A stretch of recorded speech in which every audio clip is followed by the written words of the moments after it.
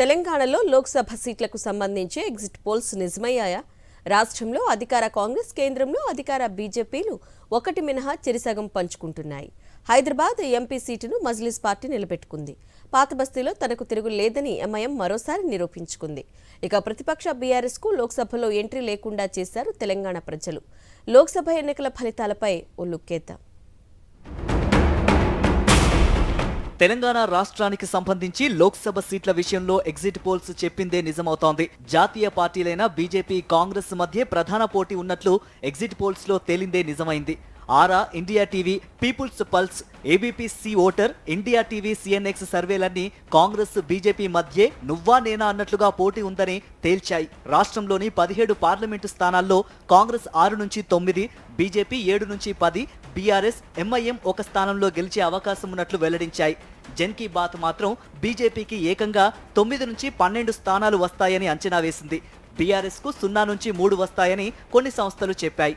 ఇక మజ్లిస్ పార్టీ తనకు పట్టున్న హైదరాబాద్ ఎంపీ సీటును నిలబెట్టుకుంటుందని కూడా అంచనా వేశాయి. సర్వే సంస్థలు వేసిన అంచనాలు దాదాపు నిజమయ్యాయి. కాంగ్రెస్, బీజేపీ అభ్యర్థులందరూ భారీ మెజారిటీతో విజయం సాధించారు. ఉత్తర తెలంగాణ, దక్షిణ తెలంగాణ జిల్లాలను పరిశీలిస్తే 2 జాతీయ పార్టీలు చెరిసగం పంచుకున్నాయి. కాంగ్రెస్ పార్టీ గతంలోని 3 సీట్లలో 2ంటిని నిలబెట్టుకుంది. గతంలో గెలిచిన నల్లగొండలో ఈసారి కుందూరు రఘువీర్ రెడ్డి, భువనగిరి నుంచి సిహెచ్ కిరణ్ కుమార్ రెడ్డి కాంగ్రెస్ ఎంపీలుగా విజయం సాధించారు. ఇక గతంలో పీసీసీ చీఫ్ గా ఉన్నప్పుడు రేవంత్ రెడ్డి విజయం సాధించిన మల్కజ్గిరి ఎంపీ సీటు ఈసారి కమలం ఖాతాలో పడింది. అక్కడి నుంచి బీజేపీ నేత ఈటెల రాజేందర్ విజయం సాధించారు. గతంలో 3 సీట్లే గెలిచిన కాంగ్రెస్ ఈసారి 8 సీట్లలో బీజేపీతో సమానంగా నిలిచింది. పెద్దపల్లిలో గడ్డం వంశీకృష్ణ, జహీరాబాద్లో సురేష్ షెట్కర్, ఖమ్మంలో రామసహాయం రఘురామిరెడ్డి, వరంగల్లో కడియం కావ్య, నాగర్ కర్నూల్లో మల్లు రవి, మహబూబాబాద్లో బలరాం నాయక్ విజయ పదంలో ఉన్నారు. ఈ 8 మందిలో 5గురు తొలిసారి ఎన్నికల బరిలో నిలిచిన వారే. మొత్తం మీద కాంగ్రెస్ ను అధికారంలోకి తీసుకొచ్చిన ముఖ్యమంత్రి రేవంత్ రెడ్డి తన అధికారాన్ని పదిలం చేసుకోవడానికి లోక్సభ ఎన్నికలు దోహదపడే అవకాశం కనిపిస్తోంది. కేంద్రంలో అధికారంలో ఉన్న భారతీయ జనతా పార్టీకి కూడా తెలంగాణ బాగా కలిసొచ్చిందనే చెప్పాలి.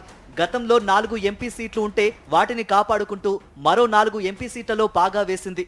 సికింద్రాబాద్ నుంచి కేంద్ర మంత్రి, రాష్ట్ర పార్టీ అధ్యక్షుడు కిషన్ రెడ్డి తన సీటును కాపాడుకున్నారు.